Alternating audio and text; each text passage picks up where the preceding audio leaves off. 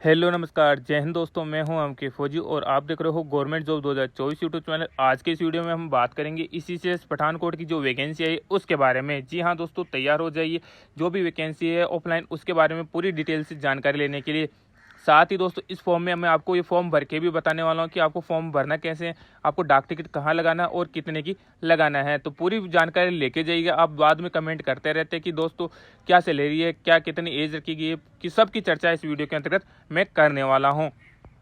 तो चलिए दोस्तों, इसके अंतर्गत कौन कौन सी वैकेंसी है। क्लर्क, चपरासी, ड्राइवर, सफाई वाला, महिला सहायक, वह फार्मासिस्ट, नर्सिंग असिस्टेंट और अन्य पदों की इसके अंतर्गत वैकेंसी रहने वाली है। इसकी लास्ट डेट की बात करें तो इसमें 15 जनवरी 2024 इसकी लास्ट डेट रहने वाली है। सभी जातियों के लिए फॉर्म रहने वाला है। Ex serviceman contributory health scheme Pathankot के अंतर्गत ये वैकेंसी आई है। पुरुष और महिला कैंडिडेट आवेदन भर सकते हैं। इसमें भी दोस्तों 15 रिक्त पद रहने वाले हैं। कौन कौन से पद रहेंगे वो बता देता हूँ। एमटीएस चपरासी का, हाउस कीपर, सफाई वाला, ड्राइवर, इनके लिए दोस्तों 16,800 रुपये दोनों ऊपर वाले पद के लिए और 8वीं पास मांगा गया है। नेक्स्ट के लिए दोस्तों ड्राइवर की बात करें तो आपको ड्राइविंग लाइसेंस का ज्ञान होना जरूरी है। इसमें 19,700 रुपये आपको दिए जाएंगे। क्लर्क के लिए 16,800 रुपये दिए जाने वाले हैं। इसके अलावा फार्मासिस्ट के लिए वी फार्मा होना जरूरी है। नर्सिंग असिस्टेंट के लिए जीएनएम सीआईएस आर्म फोर्स होना जरूरी है। आईटी नेटवर्क टेक के लिए आपको आईटी नेटवर्क में कंप्यूटर का नॉलेज होना जरूरी है। महिला सहायक की 2 वैकेंसी इसमें 8वीं पास सिर्फ मांगी गई है। वहीं नेक्स्ट वैकेंसी है लैब टेक्नीशियन की। इसमें 12वीं पास होना जरूरी है। किसमें, लैब टेक्नीशियन में तो संबंधित में डिप्लोमा भी मांगा गया है। नेक्स्ट है दोस्तों लैब सहायक की। इसमें भी 28,100 रुपये आपको दिए जाएंगे। 12वीं पास और डीएमएलटी में डिप्लोमा मांगा गया है। अगर दोस्तों अभी तक आपने जिला न्यायालय झज्जर की भी वैकेंसी का ऑफलाइन फॉर्म नहीं भरा तो इसका भी दोस्तों मैंने अलग से वीडियो बना के रखा हूँ, आप वो भी जाके चेक कीजिएगा।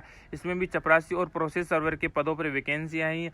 टोटल वैकेंसी इसमें 21 रहने वाले हैं। योग्यता 8वीं और 10वीं पास मांगी गई है। आप भी इस फॉर्म को जाके जरूर चेक कीजिएगा ताकि आप भी अनोदर वैकेंसी का फॉर्म भर सकते हैं। आपकी एज की काउंटिंग है दोस्तों 15 जनवरी 2024 तक की जाने वाली है। इसके लिए आपका जो भेजने वाला एड्रेस रहेगा वो रहेगा अफसर इंचार्ज स्टेशन हेडक्वार्टर सेल, इसी से सेल पठानकोट। इसके अंतर्गत दोस्तों आपको मैं लिफाफा बताऊंगा भी कैसे भरना है। आवेदन पत्र के साथ संलग्न करे क्या करना है आपको दोस्तों। सभी जो मार्कशीट की फोटोकॉपीज है वो, जन्म तिथि का प्रमाण पत्र हेतु 10th की मार्कशीट कंपलसरी डालना है। चरित्र और जाति प्रमाण पत्र की फोटोकॉपी, आधार कार्ड की छाया यानी फोटोकॉपी, 2 पासपोर्ट साइज की फोटोकॉपी डालना है। इसके अलावा अगर आप एक सर्विसमैन हो तो भूतपूर्व सैनिक की डिस्चार्ज बुक, मेडिकल फिटनेस प्रमाण पत्र की फोटोकॉपी आपको भेजना है। इसके अलावा दोस्तों आप इसकी ऑफिशियल वेबसाइट पे भी जा सकते हैं। ECCSgovernment.in इसकी ऑफिशियल वेबसाइट है, वहाँ से भी आप इस फॉर्म को डाउनलोड कर सकते हैं या इसके बारे में जानकारी ले सकते हैं। तो चलिए दोस्तों अभी हम इसका लिफाफा भर के बता देता हूँ कि आपको भरना कैसे हैं। तो जो आपको फॉर्मेट मिलेगा उसके ऊपर सबसे पहले आपको लिखा हुआ मिलेगा दोस्तों application form for the ECCS Cantt या ECCS पठानकोट। नेक्स्ट में नंबर 1 कॉलम आपको लिखना है name of the candidate in block letter. आपका नाम होना चाहिए कौन से में, बड़े अक्षरों के अंतर्गत। तो जल्दी दोस्तों हमने अपना नाम लिख दिया। इसके अलावा दोस्तों राइट साइड में आपकी फ़ोटो लिखवाना है और जैसे मैंने लिखा है दोस्तों सेम आधा सिग्नेचर आपको फ़ोटो के ऊपर करना है और आधा सिग्नेचर फ़ोटो के नीचे होना चाहिए। उसके नेक्स्ट में नंबर 2 कॉलम है आधार नंबर, उसमें आपका आधार नंबर होना चाहिए। नेक्स्ट में आ रहा है आपका फादर का नेम या सपोज नेम, दोनों जो भी है आपका उसका नाम लिखना है। नेक्स्ट में आइए नंबर 4th कॉलम में आपका प्रेजेंट एड्रेस लिखना है, जो भी आपका एड्रेस हो पोस्टल एड्रेस सहित लिखना है। नंबर 5 में आपका मोबाइल नंबर, कॉन्टैक्ट नंबर जो भी है मैंडेटरी है वो लिखना ही लिखना है। उसका अलावा नंबर 6 कॉलम में आपकी जो कैटेगरी है दोस्तों जनरल OBC उसको लिखना है। नंबर 7th कॉलम में दोस्तों आपको क्या करना है, कास्ट सर्टिफिकेट, अगर आप OBC से अप्लाई कर रहे हो या जनरल से अप्लाई कर रहे हो तो आपको कास्ट सर्टिफिकेट में मैंडेटरी डालना है। नंबर 8 कॉलम में आपकी डेट ऑफ बर्थ डालना है। इसके अलावा दोस्तों आपकी क्लोजिंग डेट कब तक हो जाएगी, इस तारीख तक उसको आपको भरना है। इसके अलावा लेंथ ऑफ सर्विस, अगर आप एक सर्विसमैन हो और आप अप्लाई कर रहे हो इस पोस्ट के लिए तो आपको ये फॉर्म भरना है, अदरवाइज आपको नील लगा के खाली छोड़ देना है।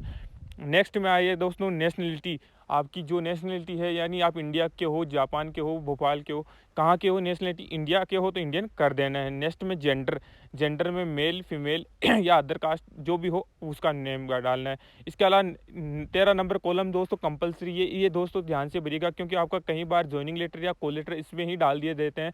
आपका थ्रू जैसे डाक पोस्ट नहीं आ पाता तो इसी के थ्रू भेज देते हैं। नंबर 14 कॉलम है दोस्तों, इसमें आपका एजुकेशन क्वालिफिकेशन की डिटेल्स दी जाएगी। इसमें आपको जैसे 10th की मार्कशीट है उसके अनुसार 10th की मार्कशीट के कितने नंबर हुए, कब आपने पासिंग की है, इसके अलावा टोटल मार्क्स कितने हैं, परसेंटेज आपकी कितने आए हैं, इसके अलावा name of the board of education, आपने कौन सी स्कूल से किया है और आपका बोर्ड कौन सा है, वो आपको इसके अंतर्गत डालना है। नंबर 15 कॉलम, अगर आपने ड्राइवर पोस्ट के लिए अप्लाई किया है तो ये आपके लिए है, अगर आपने ड्राइवर पोस्ट के अप्लाई नहीं किया और अदर पोस्ट के लिए किया है तो ये आपको नील छोड़ देना है। अगर आपके पास लाइसेंस है तो आप ये भी फॉर्म भर सकते हो दोस्तों।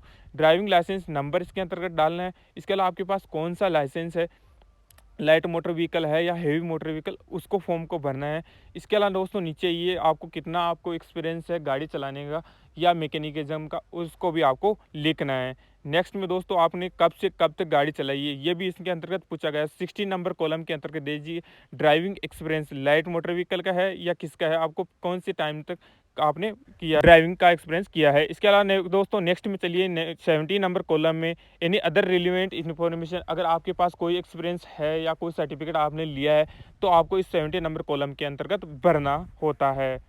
और आपके लिए एक जानकारी और दे देता हूं कि दोस्तों जनवरी 2024 में जो 5 बड़ी भर्तियां आने वाली हैं उसके रिलेवेंट भी मैंने वीडियो बनाया है, तो आप प्लेलिस्ट में जाके वो भी चेक कर सकते हैं। उसमें भी 5 लाख से अधिक पद हैं, कौन कौन सी वैकेंसी आने वाली पूरी डिटेल दी गई है दोस्तों। अभी चलते हैं हम दोस्तों 18 नंबर कॉलम के अंतर्गत। इसके अंतर्गत क्या पूछा गया है, डिटेल ऑफ एप्लीकेशन फीस, इस फॉर्म की आपने कितनी फीस पेड की है या नहीं की है। तो आपको पता होगा कि इस फॉर्म के लिए कोई फीस दे नहीं है, आप बस ई मित्र से अपना फॉर्म डाउनलोड करवा सकते हो दोस्तों। और इसके अंतर्गत कोई अनदर फीस आपने देनी नहीं है। कोई एजेंट भी अगर आपसे मांगे तो बिल्कुल भी नहीं देना है दोस्तों, कोई एजेंट आपकी भर्ती नहीं करा सकता। ये गवर्नमेंट के थ्रू वैकेंसी है, वो तो आप बिल्कुल भी घबराई नहीं, आराम से जॉब्स को दइए बिना किसी एजेंट के चक्कर में। नेक्स्ट कॉलम दोस्तों चलिए 19 नंबर कॉलम, इसके अंतर्गत लिस्ट ऑफ डॉक्यूमेंट्स, यानी आपने कौन कौन से डॉक्यूमेंट भेजे हैं। तो दोस्तों आपको एक वो जानकारी और दे दूं कि इसके अंतर्गत जो भी डॉक्यूमेंट आप भेज रहे हो आपके सेल्फ अटेस्ट होने चाहिए, यानी खुद के सिग्नेचर होने चाहिए सभी डॉक्यूमेंट के अंतर्गत।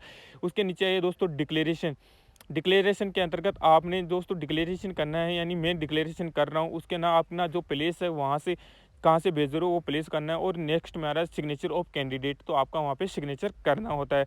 नेक्स्ट में इसके लिए तो मैंडेटरी फॉर कैंडिडेट में भी आपको क्लेमिंग बेनिफिट्स, अगर आपको बेनिफिट्स ले रहे हो जैसे SC ST या OBC के थ्रू आपको ये अप्लाई कर रहे हो तो वहाँ पर आपको सिग्नेचर करके इसको भी एग्री कर देना है। अभी चलते हैं दोस्तों, अपना फॉर्म भरना हो गया कंप्लीट। अभी हमारा बाकी क्या रह गया दोस्तों, लिफाफों को भरना, यानी लिफाफे के अंतर्गत क्या डालना है, कौन कौन से डॉक्यूमेंट्स डालने हैं और इसके अलावा आपको उस लिफाफे के ऊपर लिखना क्या रहता है।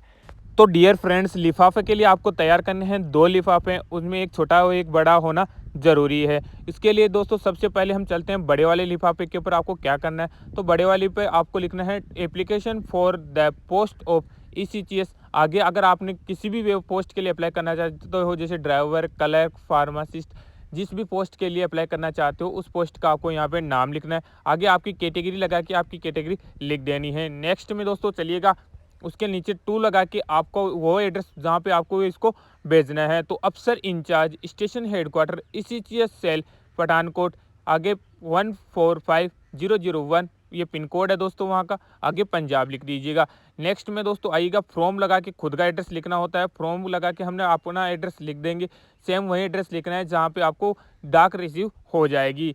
उसके अलावा दोस्तों छोटे वाले लिफाफे की तरफ चलते हैं, तो छोटे वाले लिफाफे पे आपको खुद का एड्रेस लिखना है, सेल्फ एड्रेस लिखना होता है। 2 लगा के खुद का एड्रेस लिख दिया दोस्तों। अभी बात आती है दोस्तों, ये खाली लिफाफा होना चाहिए। जी हाँ दोस्तों, ये खाली होगा तभी इसमें कॉल लेटर आने वाला है।